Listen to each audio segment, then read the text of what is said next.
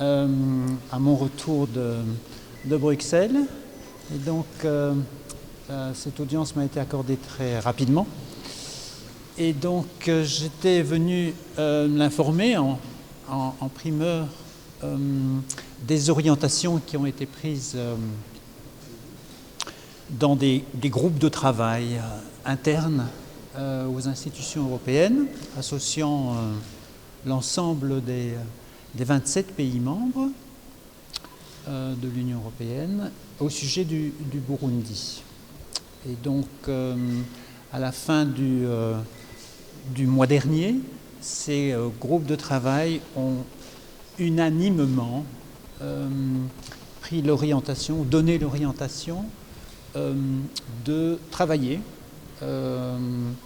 aux experts juridiques, aux traducteurs des institutions, afin que soit révoquée la mesure qui suspendait l'aide financière au pouvoir public burundais.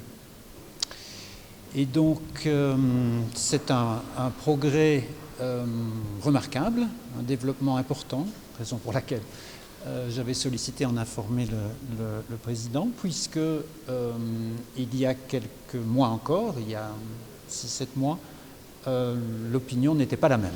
Donc il y a eu une évolution importante dans les opinions des ministres de l'Union européenne et des institutions. Et cette opinion, bien sûr, a été attentive à ce qui s'est passé au Burundi.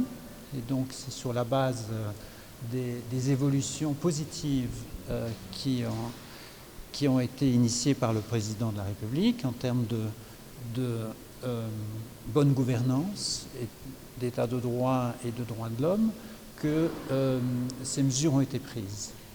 Bien entendu, ces experts, ou disons ces représentants des ministres, ont aussi observé que d'autres progrès étaient attendus aussi et seraient les bienvenus dans les mois qui viennent.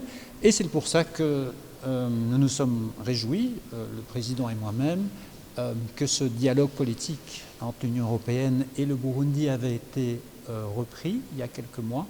Et c'est ce dialogue-là qui nous permet de suivre et d'alimenter, je dirais, les réformes qui petit à petit voient le jour dans ce pays. Le deuxième chapitre concernait les efforts de développement du Burundi, où là, j'ai pu apporter au président des nouvelles concernant les efforts que nous allons fournir juste d'ici, maintenant, jusqu'à la fin de l'année, donc en 2021. Alors, il y avait aussi 3 autres dossiers nouveaux, je dirais, que j'ai eu le plaisir d'évoquer avec le président. C'est celui de notre soutien au secteur de la santé. Donc, vous savez que l'Union européenne, c'est un partenaire traditionnel du ministère de la Santé. D'ailleurs, la semaine prochaine, nous allons être